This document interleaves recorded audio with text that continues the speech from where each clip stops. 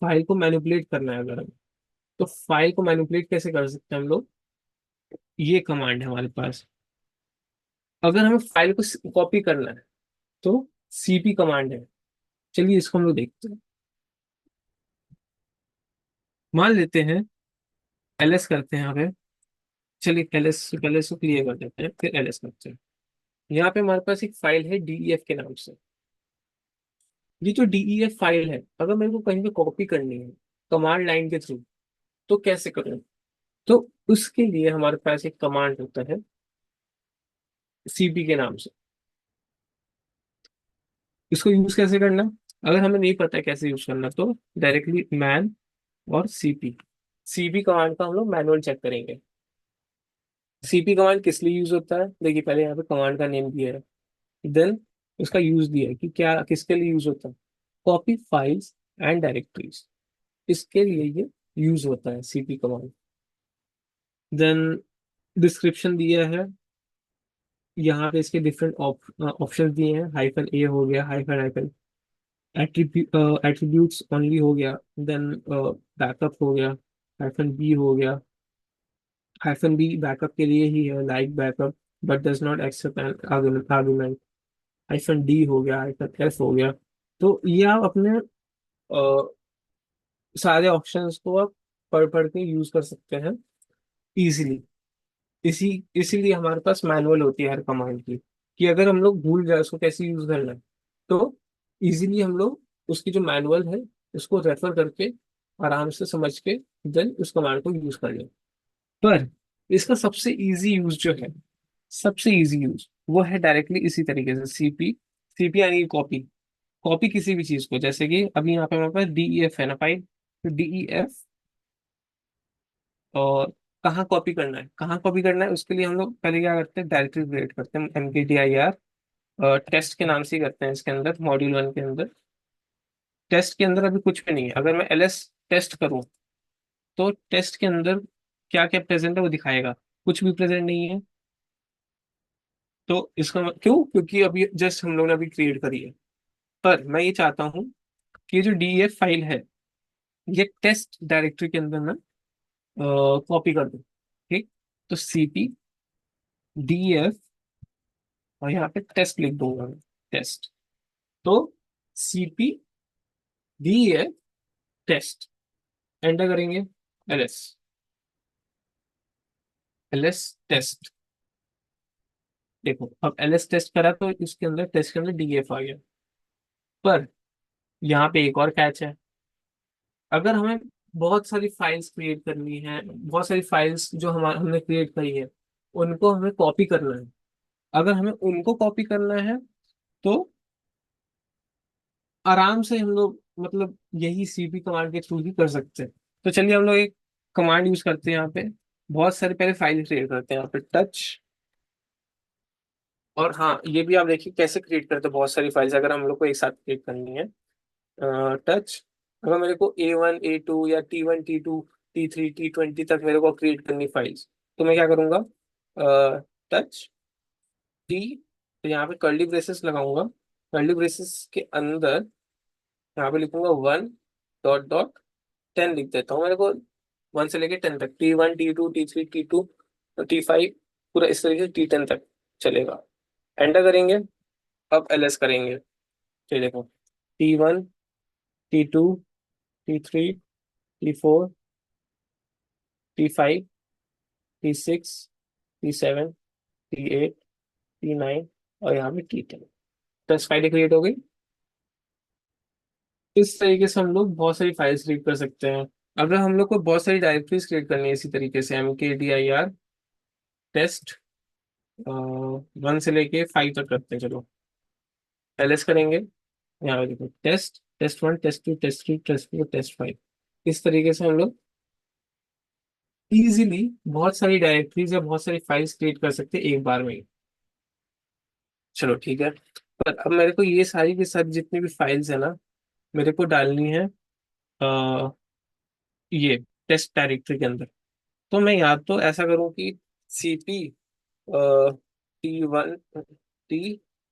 T1 से लेकर 10 तक, और ये चला जाए हमारा टेस्ट डायरेक्टरी के अंदर ls टेस्ट, तो यहाँ पे मेरे को T1 से लेकर T10 तक सारा दिखा देगा।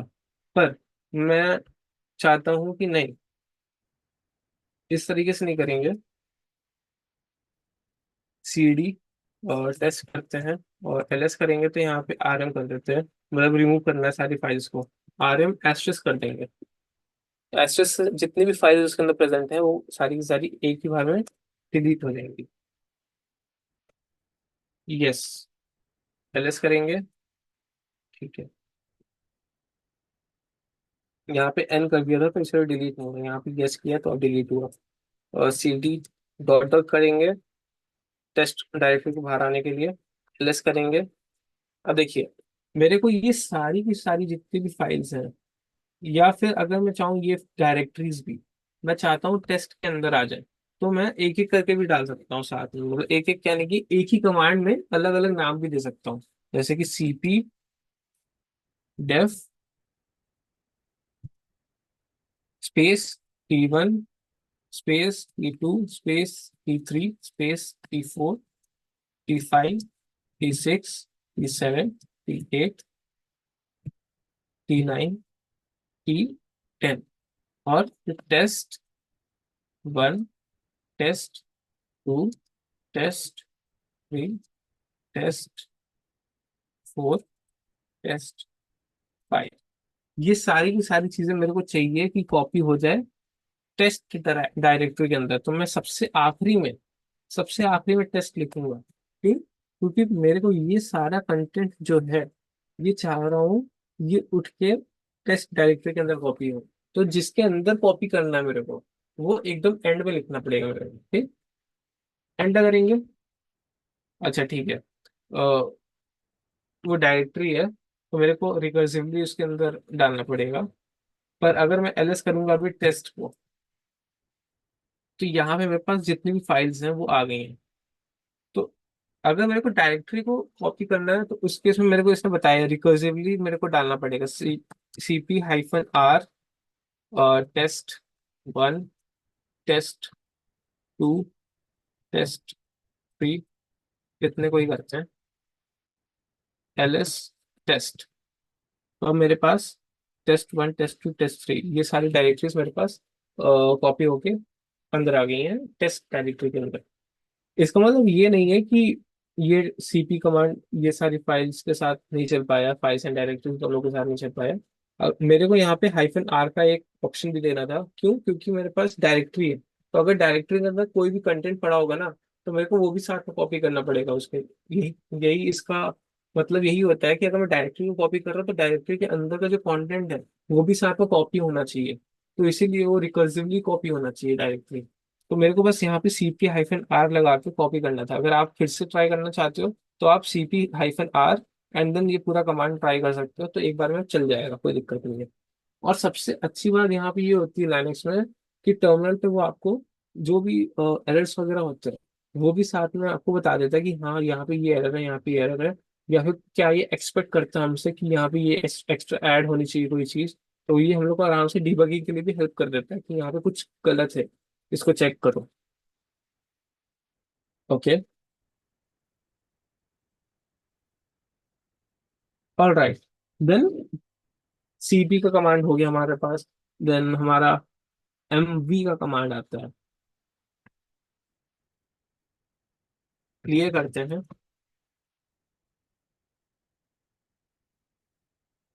और यहाँ पे ls करेंगे अगर, सबसे पहले तो रिमूव करते हैं सब कुछ। अगर मैं यहाँ पे एंटर मारूंगा तो देखना यहाँ पे डायरेक्टरीज वगैरह जो है वो डिलीट नहीं होंगी। ठीक, डायरेक्टरी रिमूव नहीं होगी। क्यों? क्योंकि डायरेक्टरी को अगर मेरे को रिमूव करना है तो मेरे को इसके लिए -rf का यूज करना पड़ेगा। तो ls करेंगे अगर फिर से, तो मेरी सारी की सारी डायरेक्टरीज अभी पड़ी हुई है यहाँ पे। आर का मतलब हमें पता ही है, रिकर्सिवली रिकर्सिवली रिमूव करना है क्योंकि डायरेक्टरी को। -rf और एस्टेरिस्क कर देंगे, तो यस ls, कुछ नहीं, इसके अंदर अब कुछ नहीं बचा है।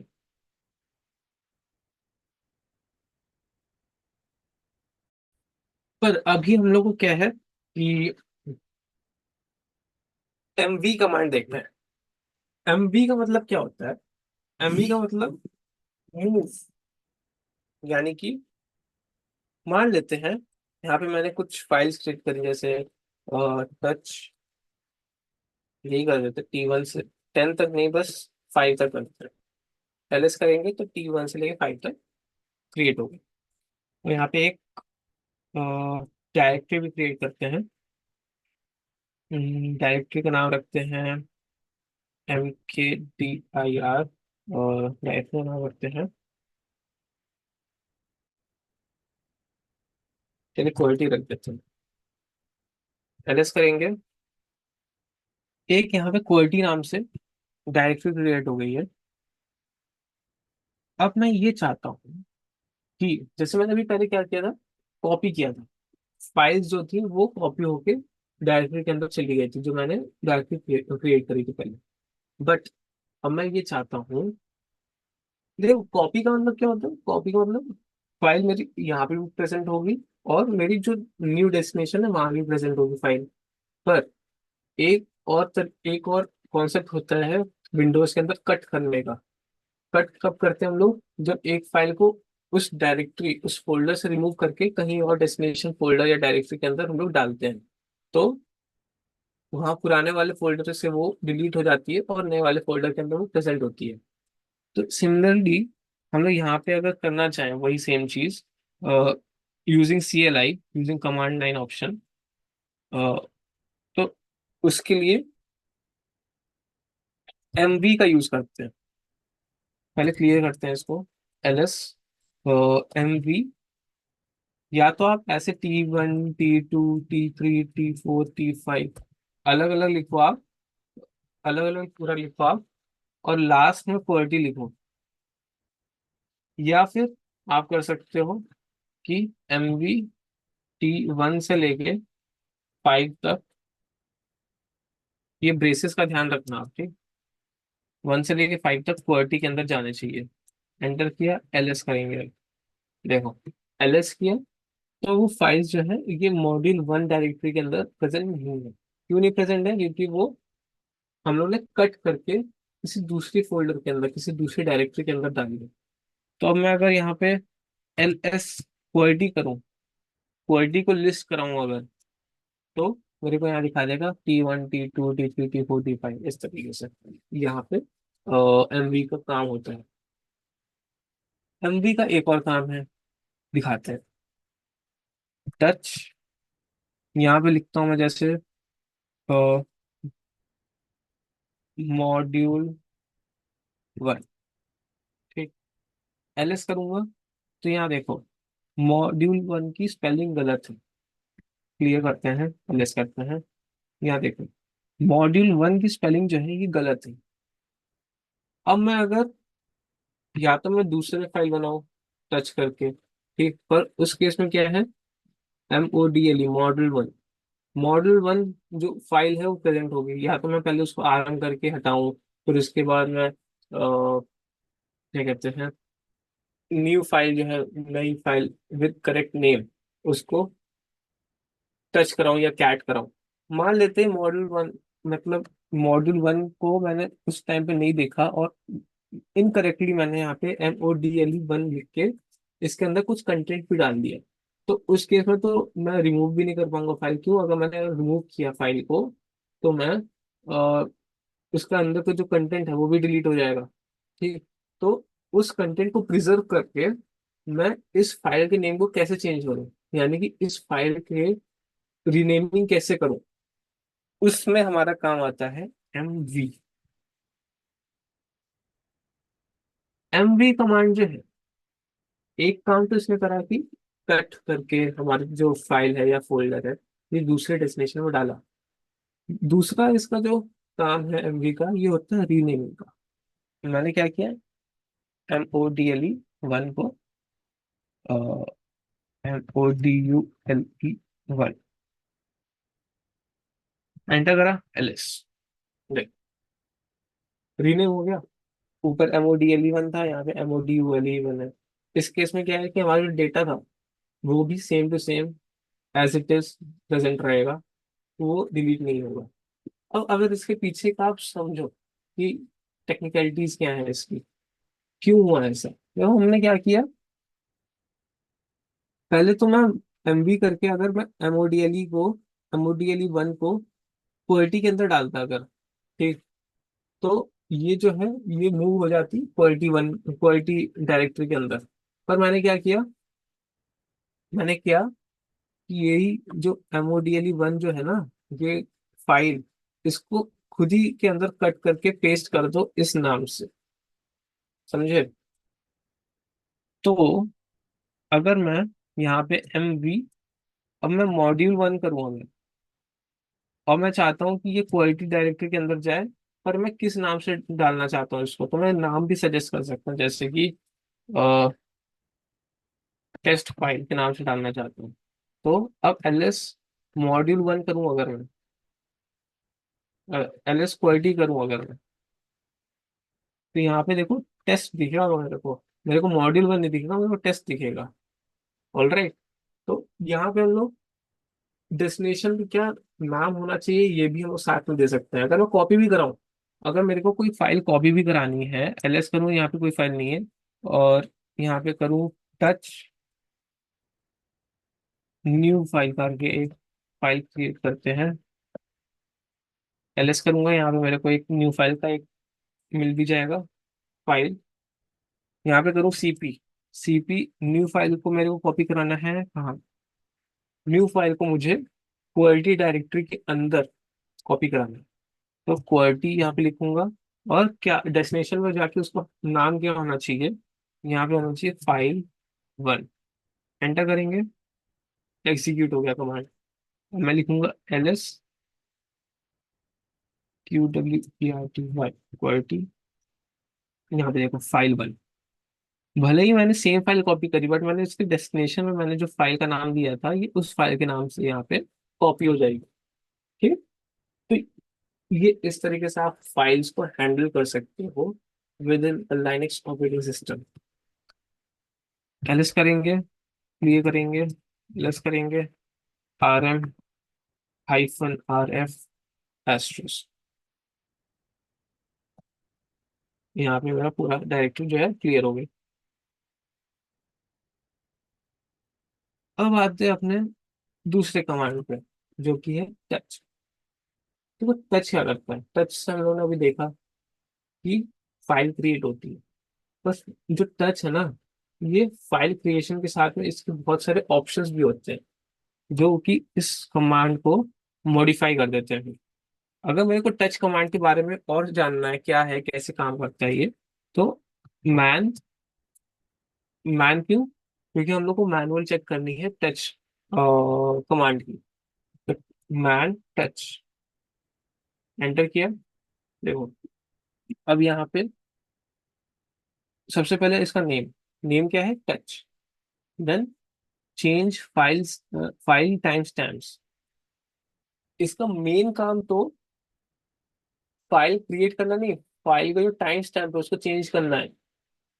पर अगर इसको वो फाइल क्रिएट, उस, मान लेते हैं यहाँ पे एलएस करते हैं, यहाँ पे फाइल क्रिएटेड नहीं है अभी, ठीक, तो अगर मैं टच करूँ न्यू फाइल को, ये फाइल अभी है नहीं इस डायरेक्टरी के अंदर, पर अगर जब इसको ये फाइल नहीं मिलती है यहाँ पे, तो ये न्यू फाइल ये क्रिएट कर देता है साथ में। तो इसीलिए मैं टच का यूज कर रहा था पहले फाइल क्रिएशन के लिए।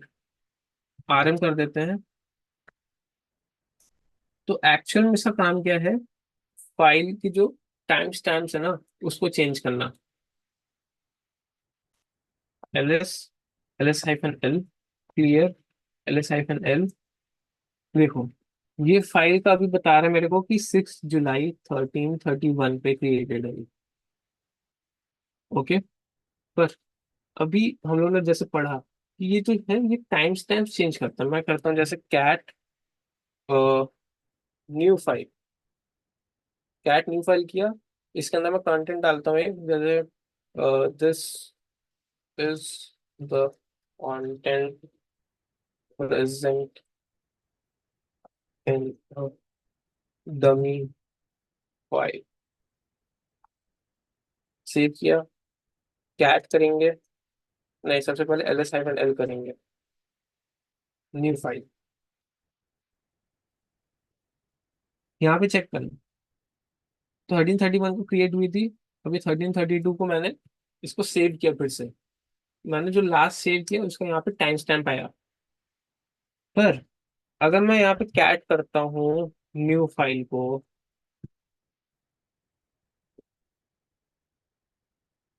कैट कर दिया इसने, यहाँ पे भी देखना, आप टाइम देखते रहना, यहाँ पे 1332 है अभी। अभी मैं इसको फिर से कैट कराऊंगा, एक बार 1333 हो जाए तो मैं इसको फिर से कैट कराता हूँ। ठीक है, अब जैसे यहाँ पे 1333 हो गया टाइम में, तो अब मैं फिर से कैट कराऊं अगर, और अब अगर ls-l न्यू फाइल करता हूँ, मेरे को अभी भी ये 1332 ही दिखाएगा, मेरे को 1333 नहीं दिखाएगा। तो अगर मेरे को इसको, ऐसा होता है कि लास्ट मॉडिफाइड डेट जो है या टाइम जो है वो मेरे को चेंज करनी है इसकी, यानी कि मॉडिफाई करना मेरे को टाइम स्टैम्प। तो मैं करूंगा टच, टच यानी कि बस उस फाइल को बस छू के आ रहा हूँ मैं वापस, कुछ क्रिएट कुछ मॉडिफाई कुछ ऐसा नहीं करना मेरे को उस फाइल में। तो टच न्यू फाइल करूंगा, अब जैसे ही मैं इसको ls-l करूंगा मेरे को यहाँ पे 1333 दिखा देगा। ठीक, ये एक्चुअल काम होता है टच का। पर अब क्या है, कैट न्यू फाइल करूंगा तो मेरे को उसका जो कंटेंट है वो भी दिख जाएगा। क्यों? क्योंकि मेरा कंटेंट पहले से प्रेजेंट था उस फाइल के अंदर। अगर ये फाइल प्रेजेंट नहीं होती पहले से ही, तो ये न्यू फाइल क्रिएट कर देता। समझे आप इसके पीछे की जो भी कहानी थी? क्लियर करते हैं, अब मैन पे आते हैं फिर से टच पे। मैन पेज बहुत ही ज्यादा कन्वीनियंट होता है अगर आपको किसी भी कमांड के बारे में कोई डीप डाइव करनी है, या कोई ऑप्शन आप भूल रहे हो, समझ नहीं आ रहा है, तो आप यहाँ पे सर्च भी कर सकते हैं। जैसे आप मैन पेज पे आए, आपको देखना है कि कहाँ कहाँ पे इसने फाइल लिखा हुआ है। तो अगर आपको फाइल जो स्ट्रिंग है उसको सर्च करना है, तो आप एक बैक स्लैश जो है आपका शिफ्ट के जस्ट बगल में, जो क्वेश्चन मार्क के नीचे आपका बैक स्लैश होता है, उसको दबाओगे और यहाँ पे लिखोगे कोई भी स्ट्रिंग जो आपको सर्च करेंगे। जैसे मैंने लिखा फाइल, एंटर किया, तो जहां जहाँ पे भी फाइल है वो यहाँ पे हाईलाइट हो गया। एन दबाओगे अगर आप, एन एन दबाओगे स्मॉल एन, तो ये नेक्स्ट पे करेगा, नेक्स्ट नेक्स्ट नेक्स्ट नेक्स्ट करता रहेगा। पर आपको प्रीवियस करना है अगर, तो capital N capital N capital N capital N, previous पे आने के लिए। प्रीवियस पे आने के लिए पी मत दबाना, P is not for previous, capital N जो है वो प्रीवियस पे आने के लिए होता है। ऑल राइट, तो हम थे अपने मैन पेज टच के। देखो, हाइफन ए जो होता है वो हो गया change only the access time. Then hyphen C, do not create any files. अगर कोई फाइल प्रेजेंट नहीं है पहले से, मैं यहाँ पे इसलिए आपको दिखा रहा था मैन पेज, ये फाइल क्रिएट कर देता है, बाय डिफॉल्ट कर रहा था। ठीक, अब मैं अगर करूँ हाइफन सी, तो do not create any file, create नहीं करना भाई फाइल को। एलएस करूंगा, यहाँ पे न्यू फाइल है अभी। ठीक, यहाँ पे न्यू फाइल के अलावा कोई दूसरी फाइल नहीं है। पर अगर मैं यहाँ पे टच अल्फा करता हूँ, अल्फा प्रेजेंट नहीं है, अगर मैं एंटर करूंगा तो यहाँ पे अल्फा की फाइल बना देगा। पर मैं ये चाहता हूँ कि अगर फाइल नहीं है क्रिएटेड, तो वो क्रिएट ना हो, अगर प्री एग्जिस्ट करती है तो उसका टाइम स्टैम्प तब चेंज हो।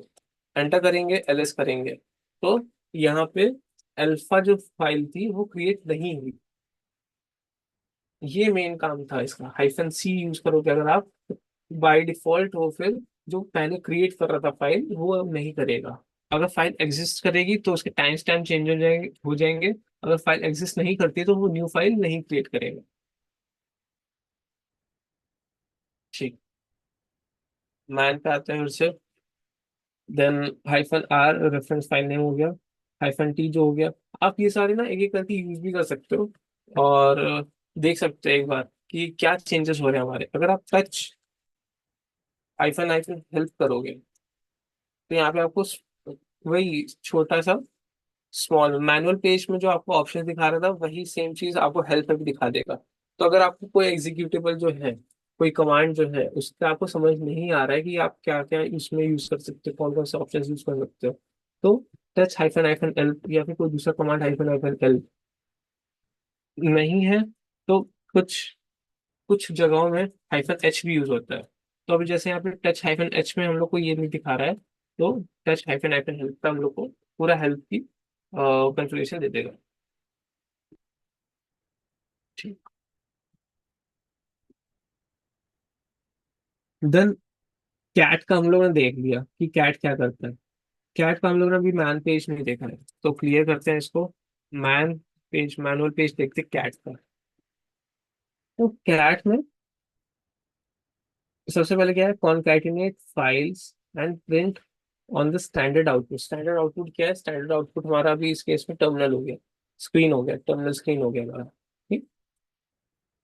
देन आप लोग इसको गो थ्रू कर सकते हो सिमिलरली, मतलब सबका मैन पेज अगर किसी का भी आपको यूज करना है, तो आप पहले मैन लिखो, और उसके आगे जो भी आपको, जैसे एलएस हो गया, एलएस करना है, एलएस का देखना है तो एलएस कर दो, कैट का देखना है तो कैट कर दो, सीबी का देखना है तो सीबी कर दो, ठीक, एमवी का देखना है तो एमवी कर दो। इस तरीके से आप किसी भी एग्जीक्यूटेबल का, एग्जीक्यूटेबल यानी कि बाइनरी का, किसी भी बाइनरी या एग्जीक्यूटेबल का मैनुअल पेज चेक कर सकते हो। ओके। तो अभी तक हम लोग ने जितनी भी चीजें देखनी थी, जैसे हमारा एजेंडा क्या था, एजेंडा था हमारा basic file manipulation and text file operations. File manipulation हमने चेक कर ली कि फाइल्स को हम लोग कैसे मैनिपुलेट कर सकते हैं। टच वगैरह का हम लोग कमांड देखा, अगर बाय डिफॉल्ट क्रिएट हो रही थी वो फाइल, तो क्रिएट ना हो उसके रिलेटेड हम लोग ने जो भी ऑप्शंस थे वो चेक करे। देन क्रिएट करिए हम लोग ने file using cat command. Remove करना था हम लोग को फाइल को, तो आरएम का यूज किया। डायरेक्टरी क्रिएट करने तो R M D I, M K D I R का यूज किया। डायरेक्टरी को रिमूव करना था अगर हमें, तो R M D I R. और साथ में हम लोग ने देखा कि R M hyphen R F से भी हो जाता है। ये बेसिक्स से एकदम कमांड्स है। ये अगर आप लाइनेक्स स्टार्ट कर रहे हो या साइबर सिक्योरिटी स्टार्ट कर रहे हो, ठीक है, तो आपको ये चीजें आनी चाहिए। अगर ये समझ में नहीं आएगा तो आप टर्मिनल के थ्रू इजीली एक्सेस नहीं कर पाओगे चीजों को।